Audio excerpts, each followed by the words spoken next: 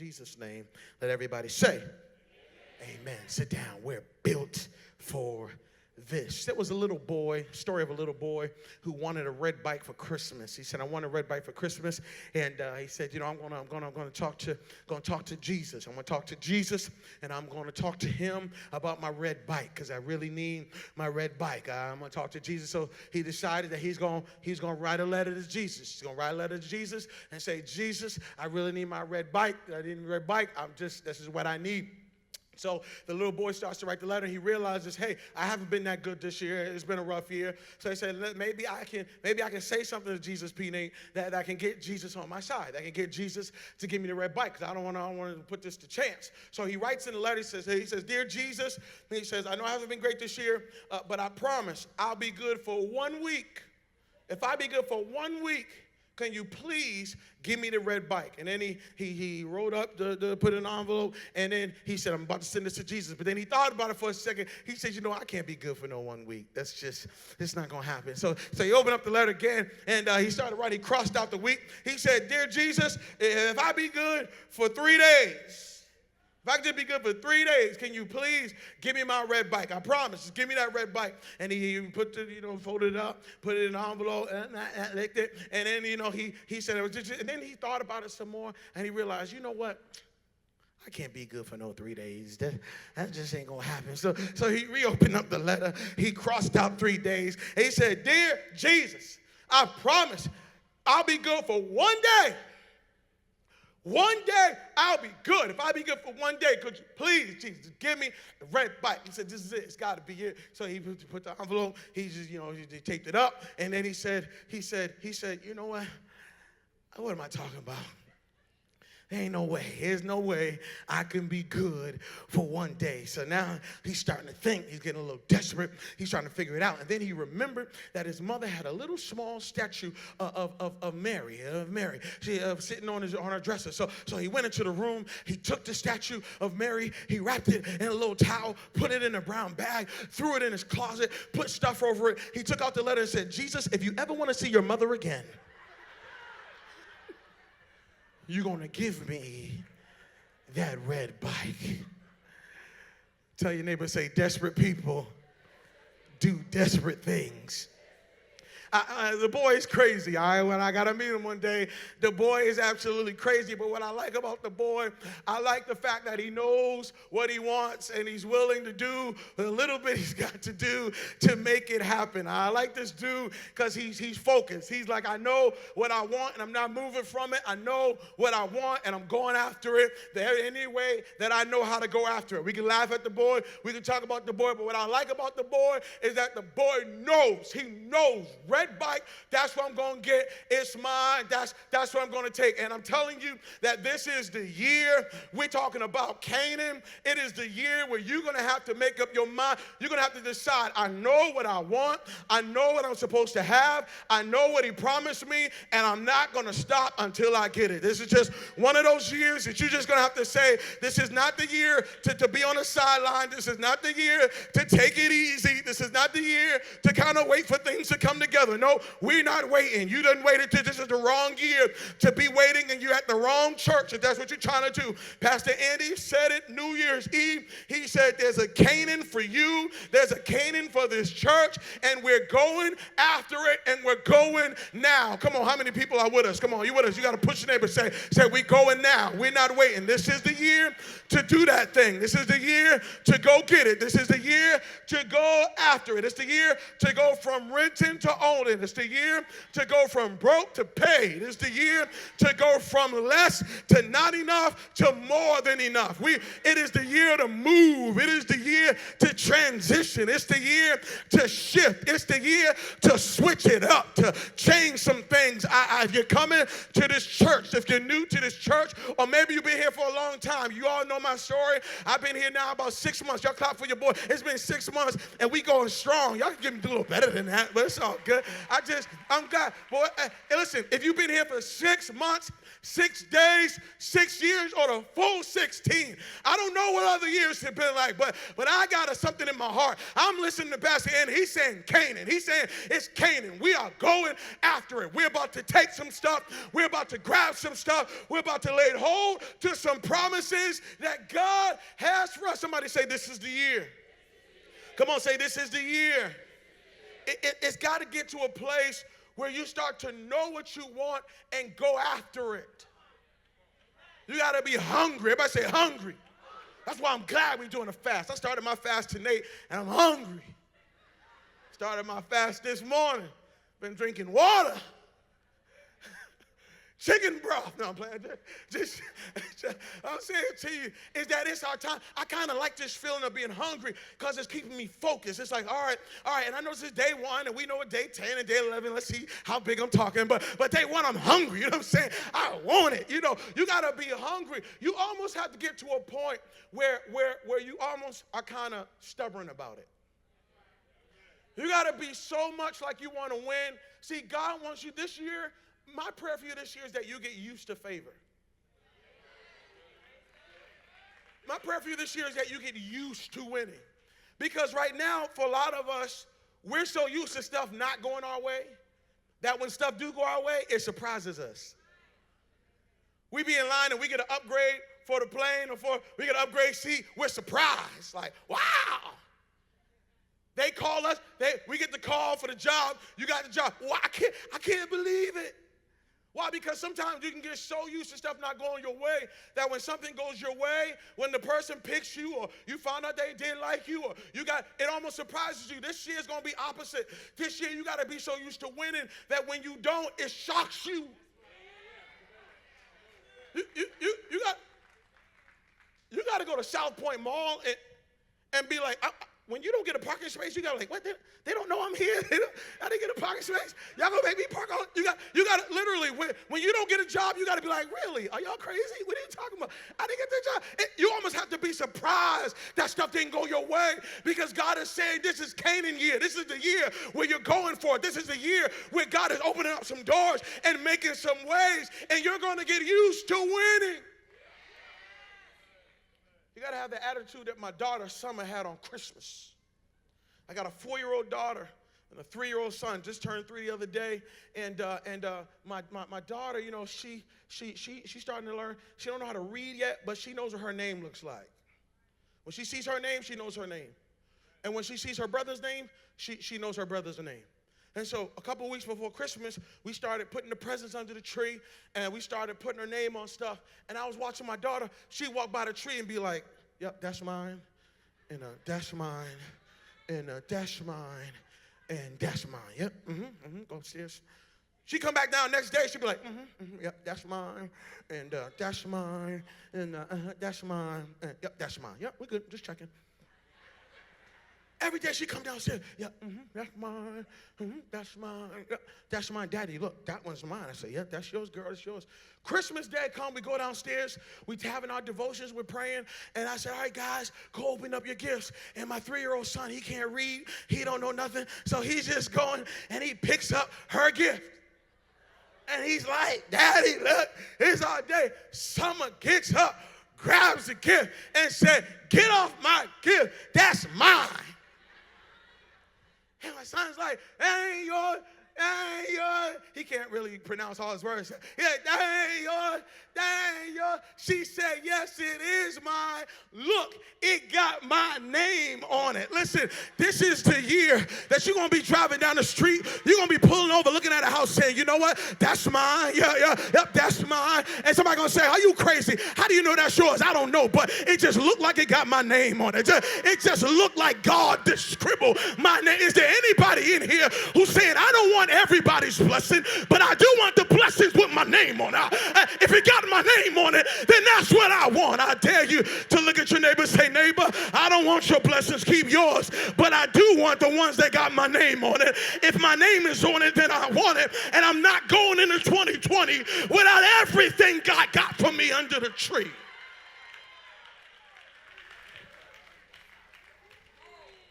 If it's under the tree, it's yours. It's yours. That's why I love this story. That's why I love the story. I love the story because God tells the children of Israel, I'm going to give you a land. The land's called Canaan. Remember, these people have been slaves. They've been in Egypt. They have not had a land of their own. And now God is giving them a land of their own. And so Moses said, I want you to send 12 spies. I want you to go check out the land. You're going to be hearing this story a lot this year. Pastor Andy's going to break it down. I'm not going to break it all the way down, but I do want to highlight something that's in the story. And so they go check out the land. They come back, and my man Caleb and Joshua, I'm just going to deal with Caleb today. My man Caleb, because we read Numbers 13:30. My man Caleb gets up, and he's like, y'all, I done seen the land. I done checked it out. It looks good. And, man, we can go up, and we can take this thing. This year, you're going to need some Calebs in your life. You're going to need some people who are going to say, girl, you can do this thing. Yeah, you can do that. You're going to need somebody to be the voice for you to say, you can take it. You can go, you can run. This is the year where you got to leave those doubters alone and leave all those naysayers alone. And I don't know why you do all that and give all that. You don't need to know why. You need some Caleb's in your life to say, I'll tell you why. Because God has blessed you. Because you can take this. Because you got this. You need some Caleb's. That's what we do every week here. Every week you come on to this church, there's going to be a Caleb standing on the stage telling you we can take possession of the land. I said every week, whether it's Pastor Andy, whether it's myself, Pastor Manny, or any other preacher that the Lord puts on Pastor Andy's heart, when you come in here, you can expect that we're going to tell you, you can go get Canaan. Every week, we're going to be your Caleb. All year, because this is not just to hear a sermon one week and then I got it. Nope, 52 weeks, you're going to hear us say, we're Caleb. You can do this. Now, we're living in a day where there's a lot of people who don't like that about the church. They don't like that about preachers. They say, one reason why I don't like preachers is because all they do is sell hope. All they do is give you positivity, tell you can do it. All they do, they just sell you a little bit of hope. And these people don't need no hope. And you just selling them hope. And you just selling them hype. And my question to them all the time is, what else do you want us to say? Okay, I'll tell you what you want to say. All right, you stink. You stink. Your mother stinks. Your whole life is a failure. You're a mistake. I don't know why you even woke up this morning. Why don't you just go ahead and go to bed and just die right now? Yeah, your whole life is a failure. Look at you. Just look in the mirror. I don't even look in the mirror because the mirror don't want to look back at you. You are such an accident. Just everything about your life is terrible. You broke. Your mother broke. Your father broke. Your dog, if your dog had a job, had money, lose his job and loses money and get sick. Why? Because you're a loser. Everything about you is a loser. Here you go. Yep, you're a failure. You're going to fail. I can't believe. Don't even apply for the job. They don't want you. You don't qualify. You couldn't get a loan from a child, let alone a bank. You are a disgrace to the human race. You are just disgusting. Looking at you is terrible. Are you happy now? Is that what you want the preachers to say? Now you know that even as I was saying that, you were feeling a little bit uncomfortable. Who want to admit, even as I was saying it, it just didn't feel right. Well, why didn't it feel right? Because it didn't resonate in your spirit. Because you know that's not who you are. See, even if I did come up in here and tell you that you weren't going to be nothing, your spirit wouldn't receive it. Why? Because there's a winner's DNA on the inside, and it ain't no hype. It ain't no hope. When I say you can do it, there's a lion on the inside. There's a Jesus in you that says, yep, that's my word. Yep, you're talking to me. Yep, I receive it. Is there anybody in here that knows you're victorious, that knows you're an overcomer, that knows you can possess the land, that know you can have it? Not worried about what the haters got to say. Every week I'm going to tell you who you are, because Caleb is not selling hype. He's giving truth. I don't have no problem with hope. I need hope. But we're not just slinging hope. We're slinging truth. I'm not telling you you can do it because I'm a preacher. I'm telling you can do it because I got a Bible. I got the Holy Spirit because I pray, because I know a God that can do anything. If it feels like we're motivating you, that's because it's the truth. If the truth is you can do it.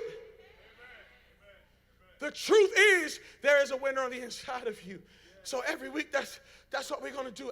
I need you to know something. Canaan is ready for you. All those promises, they're ready. All those blessings, they are ready. The desires of your heart, and this is what I love about what PA said on New Year's Eve. He said, we're not just talking spiritual this year. He said, we're talking physical. We're talking about some natural stuff. Some deeds in hand. Some keys in hand. Some deals signed. Some contracts made. Some actual businesses started. Some books written. Canaan is ready for you. Hear my voice. Canaan is ready for you. But the question is, are you ready for Canaan? Caleb said, we got this. He looked at Canaan. He said, we good. He said, Canaan's good. When the 12 spies got back, all of them agreed about one thing. Canaan is good. All of them said it. Ain't nothing wrong with Canaan. Canaan looks exactly like we thought it was going to look, even better. But what they found out was they were the problem. Because they didn't all agree on whether or not they could do it. Can I tell you something? Caleb was like, man, this is crazy because Canaan's waiting. But Canaan's not the problem. The problem is us. This year is about getting you ready for Canaan. All the preaching, all the worship, all the giving, Pastor Eddie said, before as a church, we build our Canaan. He said, I need some of y'all to build your Canaan. Did y'all hear Pastor Eddie say that? Did y'all? Pete, am I right? Is that what he said? He said, we can talk about Word of Overcomers Canaan, and we have a Canaan, we're going for it. But he said, what good is it for the church to get to Canaan, and the people in the church are still in Egypt? What good is it? So the goal is to get you ready for Canaan. If I never get you to shout, if you never run around this church, if you never come up and flip and do it, if we can just get you ready for Canaan, then we'll be satisfied. We got to prepare you. Every week, you got to be prepared to go after your Canaan. So I can't, we're not going to do it all tonight. We can't do it all in one sermon. But what I can do is help you get a start. Can I do that? Can I do that? I can help you get a start. I'm going to help you get a start to your Canaan. I'm going to help start the way, okay? There are three lists. I put this on my social media page if you saw it. There are 3 lists you're going to need for this year. You need to do this tonight or tomorrow. There are 3 lists that you need to make for this year as you prepare for your Canaan. This is the start of many sermons that you're going to hear. The first list you need is a goals list. Your goal list is the list of the things that you're trying to get done this year. Do not go through this year without writing down concrete goals. Stuff that you're going to do. Because we're not going to let you go through another year of talking about how you almost did something. You don't want to always be an almost. Man, I almost did that thing, man. I was almost finished my book, and then it just didn't. No. This is the year you got to stop. You got to stop talking about stuff. When they came back from Canaan, they didn't just say it was good. They just showed the fruit. Said, look, I'm in my Canaan. What I'm saying to you is, this is the year. Stop saying you're going to lose weight.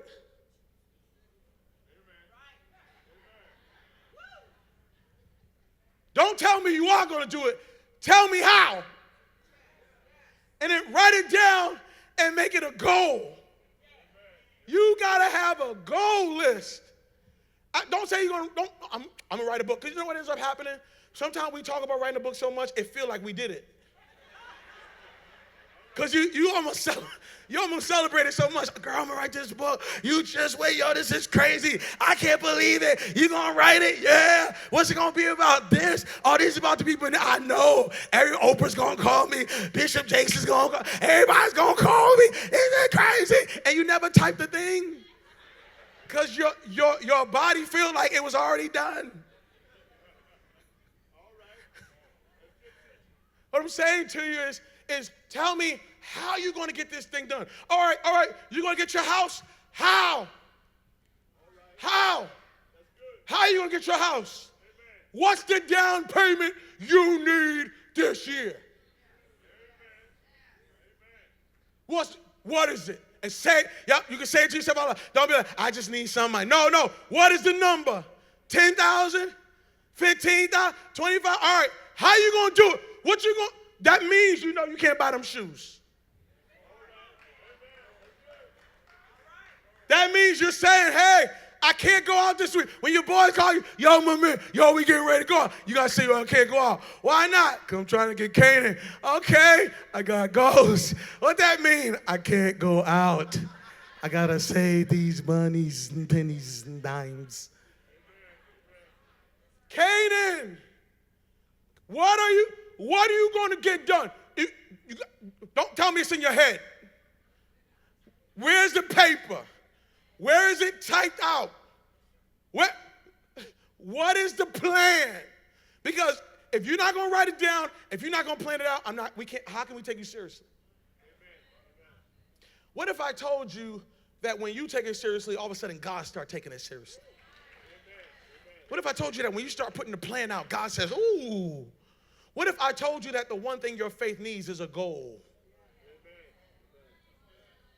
All right, the disciples asked Jesus, they said, increase our faith. How? Increase our faith. He said, if you say to this mountain, be thou removed, what did he do? He said, if you get a target, if you get a goal, if you get something before you and put your faith on it, then your faith will increase. And your faith will move the thing. Maybe your faith needs a goal. Maybe you need to say, I'm walking 10,000 steps every day. And maybe faith comes alive. Amen. That's good. How many people are going to admit you're going to write down your goals this year? You're going to write down your goals. You got to write them down. Second list you need a prayer list. Prayer lists are the people that you are called to cover this year. Because when we talk about Canaan, we are not talking about you getting your grapes and getting your house and forget everybody else. We're not talking about, yep, I done got it, and you in here shouting, but everybody on your road, they're still in their Egypt. Everybody in your family is still losing, but you're winning. That's not a win. The win is when the team wins. Caleb didn't say, I can do it. He said, we can do this. Meaning, I'm going to speak for me. I'm going to speak for you. We all can do. Who are you praying for this year? Who's on your prayer list? Who are you assigned to cover? Pastor Manny, my boy, my friend, Pastor Manny tells a story about his brother. And he says one day his brother his father, bought his brother a brand new hat.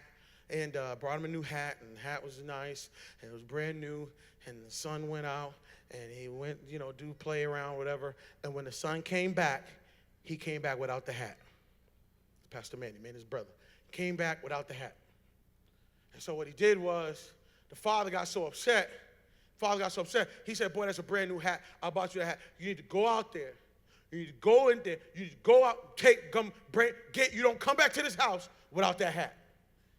So the little brother goes out, the dudes on the street, the tough kids out there picking on the boy, mess with the boy, and they would not give the boy his hat back, sends him back home, and he comes back home, and the father says, did you bring that hat back? He said, I didn't bring it back. They all beat me up. It's just too many of them. I just can't do it. I'm just so mad. And so the father said, stay here. He said, I'm getting ready to go out there, and I'm coming back with your hat. Father goes out, goes up to the tough kids, do whatever he has to do. When he comes back, brother opens up the door and says, Dad, did you get my hat? And the dad says, yep, got your hat. Gave the son his hat. But he said, I didn't just get your hat. The father took the hat of every boy outside who messed with his kid. He brought his son everybody's hat. Push your neighbor and say, you about to get your hat back. Just tell them, this is the year that you got to pray for people and get their hat back for them. This is the year that you got to say, you know what, y'all? Don't even worry about it. I got this. Because when I get on my knees these next 30 days, I'm not just going to get my stuff. I'm about to get your stuff. I'm about to get your stuff. Matter of fact, y'all just tell me who need what you need. Because when I get on my knees, when I start to pray, when I bombard heaven with prayer, God says, I'll get everything back. Look down your row, say, don't nobody on this row, don't none of y'all worry. Matter of fact, text me your number. Just give me your prayer list tonight, because once I get going on this thing, you got to get your peace back. You got to get your money back. You got to get your power back. I'm here to get some hats back tonight. Push the person in front of you and say, you're getting your hat back. Come on, tell them.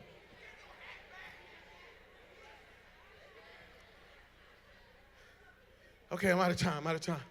Third list you need a faith list. You need a list of things that only God can do. You need a list that's like, hey, I can't do this. This is ungoalable. This cannot be done in my own strength. I'm believing God to do this. There got to be something on your list that's so big, if you got it, it'd make you laugh. You need something on your list that's so big, it would shock you.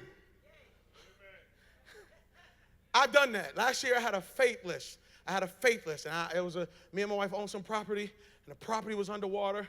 And I remember I wrote down exactly how much I wanted to make from this property. At the time, it wasn't even possible. I laughed even as I put down a number, because at the time I wrote it, it was not possible. It was not possible. Me and my wife, we owned a piece of property. We owned it 8, 9, 10 years, and from the moment we owned it, it was just underwater. And I put it on my faith list. I'm telling you, I put the exact number. Can I tell you something? We sold it this year and got the exact number that we wanted. And we laughed. We were just laughing like, can you believe this? Can you believe it? And it started with a phone call. We had a friend who called and was like, hey, man, I think you ought to check out your property in Boston, man. I think things will turn around. I said, can it turn around that much? And we just said, me and my wife, we said, we just break even. We could just break even, God. We get out of there. I kept saying, God, we just break even. I'm good. And then one day, God said, no, put it on a faith list. I put that thing on a faith list. I put the number. I'm telling you, I got the exact number. All right, let me. There's a story of a man who went to a pastor. He went to his pastor. He said, Pastor, I need some help. I need you to pray for me. I need some help. I need some help because I'm having a hard time figuring out what stuff God is doing and what stuff I'm doing. I mean, I'm successful and I'm doing all this stuff, and I don't know. I just feel like I'm doing it. I just feel like it's me. And I don't know what's God's part and what's my part. I don't know. I just feel like it's me. But the pastor said, this is what I'm going to do for you. I'm going to pray for you, and I'm going to pray that God takes his hand off of your body. I'm going to pray that God takes his hand off of your business. I'm going to pray that God takes his hand off your kids and off your spouse. I'm going to pray that tonight, that God removes himself from everything that he's involved in your life right now. And I'm going to pray that he backs up so that you can see what's you and what's him. When the man heard that, he said, you know what, never mind. I don't need that prayer in my life. Why? Because you got to get to a point in your life where you recognize that I can't earn some things. That there's some things my degree can't get me. There's some things that my body can't get me. Yep, I look good, but I don't look that good. Some stuff is just the favor of God. Some stuff is just the power of God. Some doors he just got to open. I'm not smart enough for some stuff. Yep, there's some goals I'm going to put down, and there's some prayers I'm going to pray. But if I'm going to take all of Canaan, God, there's some stuff that only you can do. There's some doors that only you can make open up. There's some things that only you can make happen. All right, I'm over time. I'm going to give you this and we're gone. I'm going to give you this and we're gone. Some people are fasting, and some people, they're fasting tomorrow. So this is your last night to go to Bojangles. I got you. I hear you. So I'm fasting today. All right, here we go. I just want to read this to you. I'm going to read this to you real quick. Exodus 6:4. You don't have time to turn. Don't turn. I'm just going to read it to you. Exodus 6:4. And I have also established my covenant with them to give them the land of Canaan, the land of their pilgrimage, wherein they were strangers. Exodus 13:5. And it shall be when the Lord shall bring thee into the land of the Canaanites, and the Hittites, and the Amorites, and the Hivites, and the Jebusites, which he sware unto thy fathers to give thee a land flowing with milk and honey, that thou shalt keep this service in this month. Exodus 13:11. And it shall be when the Lord shall bring thee into the land of the Canaanites, as he sware to thee this day thy fathers, he shall give it to thee. Exodus 15:15. Then the dukes of Edom shall be amazed, the mighty men of Moab. Trembling shall take hold upon them. All the inhabitants of Canaan shall melt away. Leviticus 25:38. I am the Lord your God, which shall bring you forth out of the land, that brought you forth out of the land of Egypt, to give you the land of Canaan, and to be your God. My question for you is this. God told them over and over and over and over and over, Canaan is yours, Canaan is yours, Canaan is yours. Here's my question. Why would God give you a land and then not equip you for the land he's going to give you? He done said it. I only read to you 5 or 6. I could have pulled 20. He said it over and over. Canaan is yours. Why would God give you a land and then not prepare you or equip you for the land that he's going to give you? Maybe God is giving you the land because he knows you were built for it. Maybe he's giving you the land because he knows he's already prepped you and prepared you, that you have what it takes to go get it. You have what it takes to make it happen. And maybe you should stop looking at who's in the land and you should start looking at who's in you, because greater is he that's in you than he that is in the world. And if God be for you, then who can be against you? So beloved, I just got one message for you tonight. As you go through this year, if you get overwhelmed, if you feel anxious, if you start feeling lost, if you start doubting, if you start questioning yourself, I need you to look yourself in the mirror. I need you to shake yourself and say, we were built for this. That everything I'm dealing with right now, I'm built for it. Everything I'm going through now, I'm strong enough for it. I wish I had somebody in the room that say, this is the year. I'm not going to doubt this year. I'm not going back this year. Why? Because I'm built for this. I'm not complaining about my neighborhood. I'm built for this. I'm not complaining about my car and my hoopty. I'm built for this. I'm not complaining about my coworker. I know I'm built for this. If can't nobody else work here, I know how to work here because I'm built for this. I'm not complaining about my kids this year because they're my kids, because I'm built for this. I'm not worried about my marriage. I'm built for my marriage. I'm built to be the best thing this girl ever had. I'm built to be her king and her provider. I'm built to be her man. I'm built for this. You got to have a boldness and say, I'm supposed to be here. I've arrived. It is my moment. God wouldn't make me this color if I wasn't built for this. He wouldn't make me this height if I wasn't built for this. He wouldn't give me what he gave me if I wasn't built for this. I ain't worried about a thing. I'm not stressing no more. Why? Because I'm built for the life I have. Maybe you don't want it, but you don't have to want it. It's my life. It's my destiny. It's my purpose. It's my promise. And I'm built for what I've got. I'm built for where I'm going. I'm built for what I'm going through. Stop complaining about your pain. You were built to carry this. You were built to take on this load. You were built to raise those children. You were built to build that business. You were built to write that book. It might stress everybody else out, but I declare it's not going to stress you out. Why? Because you were built for such a time as this. Stop complaining about the president. You were built for such a time as this. You were built to be here in this day. Stop complaining about the church and about him and her and he and that and this and no. You were built for this. The problems you see, you were built to solve. You are strong enough. You are bold enough. You're bad enough. Can I get somebody in the room that wouldn't mind saying, I'm built for what I got? Yeah, I'm built for where I'm going. If they try to close a door on you, you say, don't worry about that. I'm built for this. I'm built for the trial. I'm built for the adversity. I'm built for the pain. Yep, I can take this. Yep, I can take this. Y'all not gonna make me cry this year. Y'all not gonna make me be sad this year. Y'all not gonna make me just be all sick and stuck in the house. I'm built for this. If you're behind on your mortgage, you better say, you know what? I'm built for this. God's got an idea he's about to drop on me. God's got an idea he's about to lay on me. He's about to unleash a creativity I never thought I had. He's about to send money from places I didn't even know it could come from. I wish I had somebody in this room to say, this is the last time I complain about my family. No, I was built for this. Yep, your business may not have the customers you think it's supposed to have. And you might feel like, when is this business going to take off? But can I tell you something? These days that you're in right now, you better lift up your hands. You better throw your head back. You better give God praise, because you were built for this time. You are not about to quit. Canaan is waiting for you.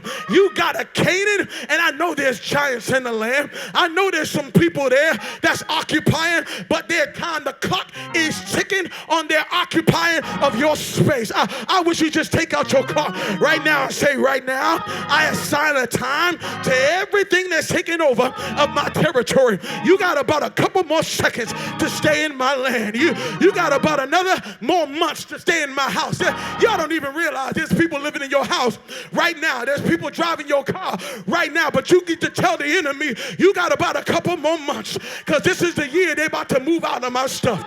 This is the year they about to move out of my stuff. Yep, this is the year y'all about to take. Yep, I'm about to take my place. Yeah, I'm built for this. When Pastor Andy calls me to preach, and he calls me and say, hey, I just need you to preach. It don't matter if he calls me 3 days early. It don't matter if he calls me 3 hours early. It don't matter if he called me 3 minutes early. When he says, son, I need you to go preach, I say, Pop, I got you, because I'm built for this. This is what I do. God's got to give me a word for his people. God's got to say something to my heart. God's got to speak a word to my mind. I wish I had somebody in this place that wouldn't mind standing upon your feet, wouldn't mind opening up your mouth and saying, God, I'm built for this. Everything I got, I'm built for. I'm built for success. I'm built for prosperity. I'm built for my neighborhood. I'm built for the street I live on. I'm built for what I got.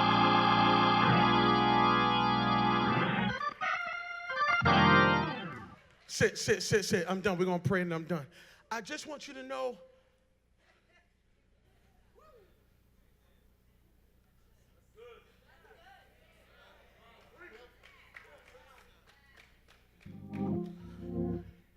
I want you to know you're not behind.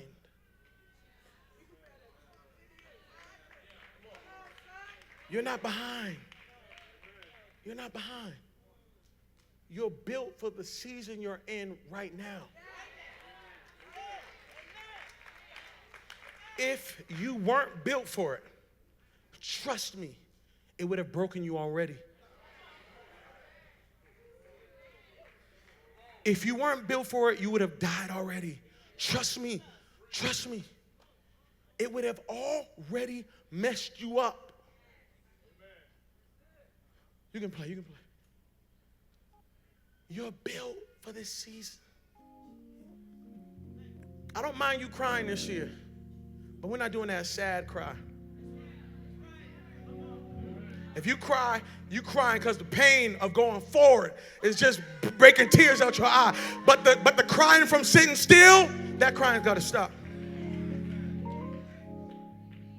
I don't mind you licking your wounds as long as you're walking while you licking it.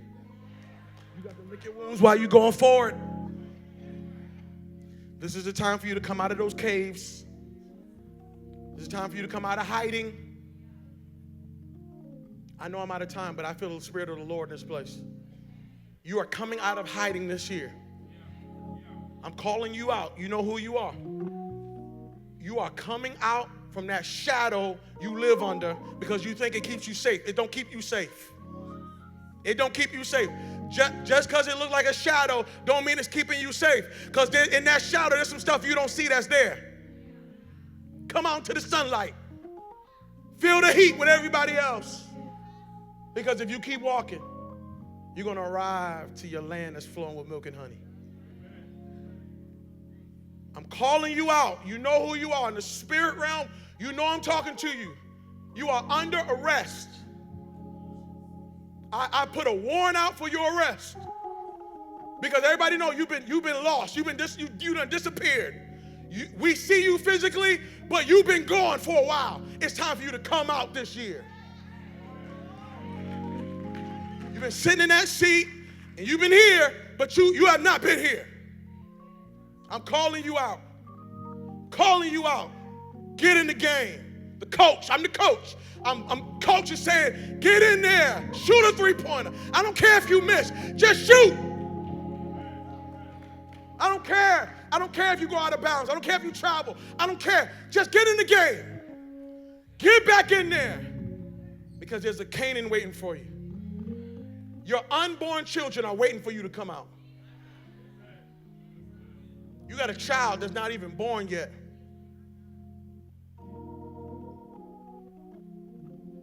I know this because when I see my children, I know they've been waiting for me. They were waiting for me to arrive. They were waiting for me to take my place. That was the only way they were going to get here, if I got in my place.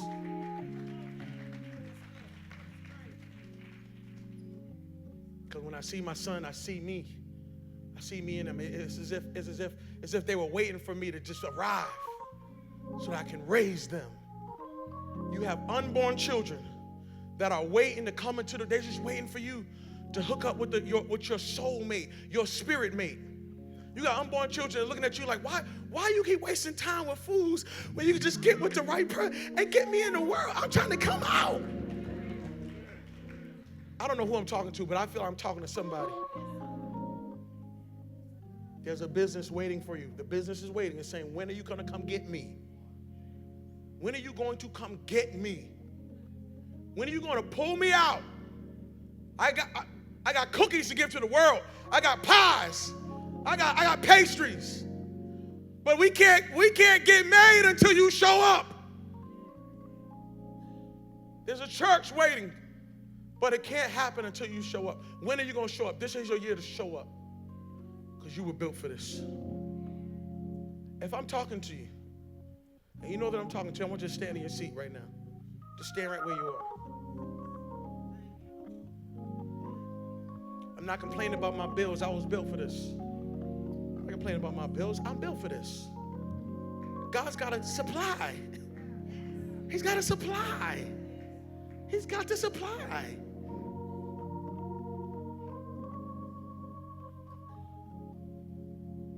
If I'm talking to you, I need you to stand. Not so I can see you, so that the Spirit, so that the Lord can see you. I want to pray for you. I'm going to pray that this year you break stuff. Stuff that used to break you about to break it. Stuff that used to take you out, you about to take it out.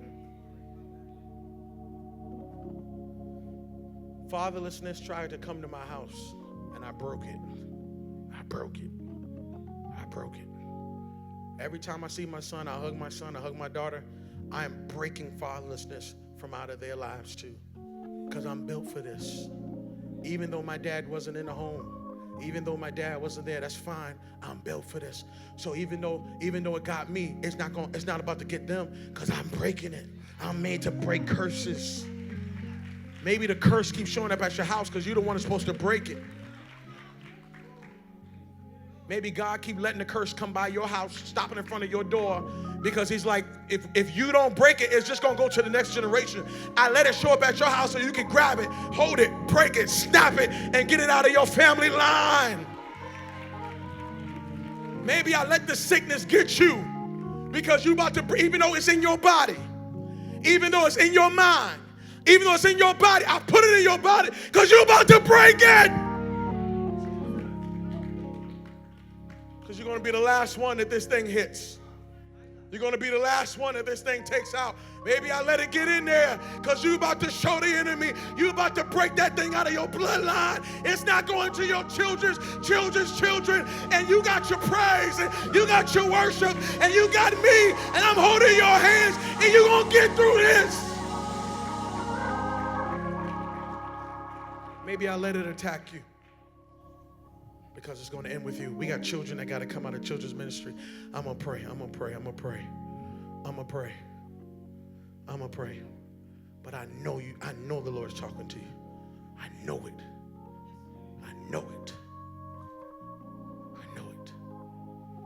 Father, in the name of Jesus, I pray that everyone under the sound of my voice, that tonight they would know who they are. They would know whose they are. And they would know what they have. And they would know who they have.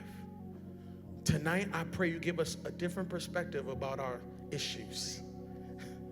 A different perspective about our challenges. Maybe this is the preparation we needed for our Canaan. Maybe this is the season that you put us in because you knew we could handle this. You knew this wouldn't break us. It would make us. I pray that everyone who's overwhelmed in this room, everyone who feels under pressure, everyone who feels like a weight is on their shoulders, God, I pray that they would see tonight that the weight is strong, but their shoulders are stronger. That the weight and the pressure's coming down, but it can't break them. It can't move them because you're standing right there holding it all together. And I pray tonight that as we make our goals list and our prayer list and our faith list, I pray that God, you do something miraculous. In Jesus' name we pray. Everybody say, amen. Come on, put your hands together. Listen, if you are joining our consecration, I know some of you are waiting to get some pamphlets, but you can go on to worldovercomers.church and you can get all the information for our consecration. You can download it now. We're starting. We're getting ourselves ready. And you're built for this. You can do this. You can do this. God bless you. May his glory be upon you. May his favor be on your life. And I'll see you this weekend.